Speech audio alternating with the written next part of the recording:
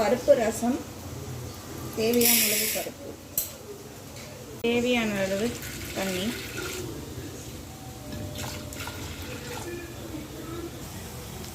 மூணு விசில் விடணும். 3 விசில் விட்டு ஆஃப் பண்ணிவிட்டு ப்ரெஷர் இறங்கினதுக்கப்புறம் ஓப்பன் பண்ணி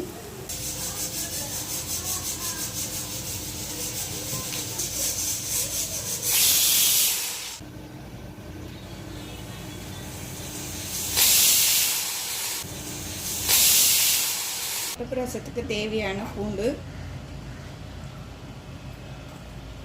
நல்லா வாஷ் பண்ணி எடுத்துருக்கேன். தேவையான சீரகம்,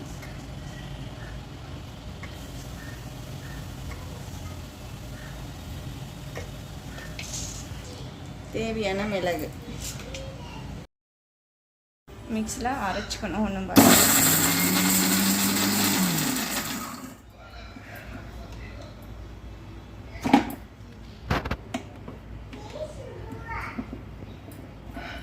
தக்காளி,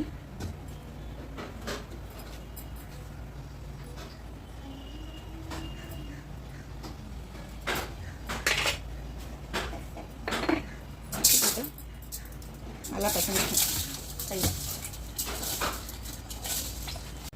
நல்லா இந்த அளவுக்கு நல்லா மசிய பிசைஞ்சிட்டு தக்காளியை நெக்ஸ்ட்டு அரைச்சி வச்சுருக்க பூண்டு, மிளகு, சீரகத்தை எடுத்து இதில் போட்டுக்கணும்.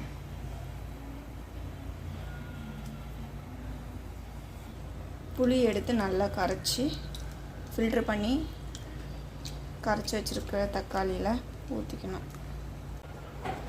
புளியை வந்து நல்லா கரைச்சிட்டேன். கரைச்சது நல்லா ஃபில்ட்ரு பண்ணிடணும். தேவையான அளவு தண்ணி, கொத்தமல்லி, கறிவேப்பிலை இந்த மாதிரி காம்போடு கிள்ளி போட்டு நல்லா கரைக்கணும். நல்லா பிசைஞ்சு கரைக்கணும். விசில் செக் பண்ணிவிட்டு ஓப்பன் பண்ணிக்கிறோம். பருப்பு நல்லா வெந்துருச்சு. இப்போ ரசம் ரெடி பண்ணிடலாம்.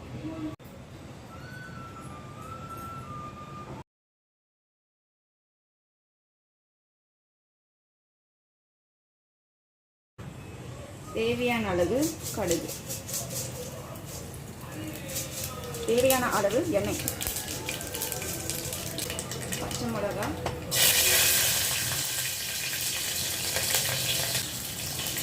கறிவேப்பிலை காம்போட போடணும்.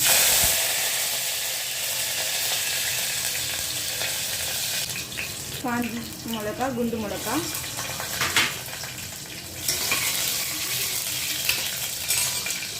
பெருங்காயத்தூள்,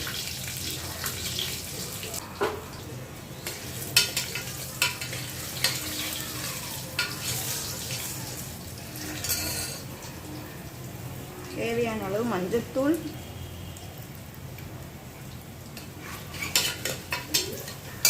இப்போ கரைச்சி வச்சிருக்கிற ரசம், புளி,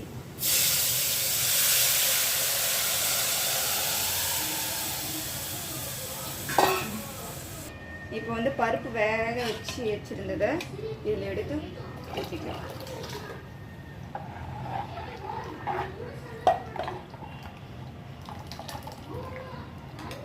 ரசத்தை வந்து இப்போ மூடி வச்சிடலாம். ஒரு கொதி வர வரைக்கும் அப்படியே வைக்கிறோம். கொதிச்சதுக்கப்புறம் கொத்தமல்லி போட்டுட்டு ஆஃப் பண்ணிடணும். இப்போ வந்து ரசம் ஒரு கொதி வந்துருச்சு. கொத்தமல்லி போட்டுட்டேன், மூடிட்டேன், ஆஃப் பண்ணிடுறேன். அவ்வளோதான்.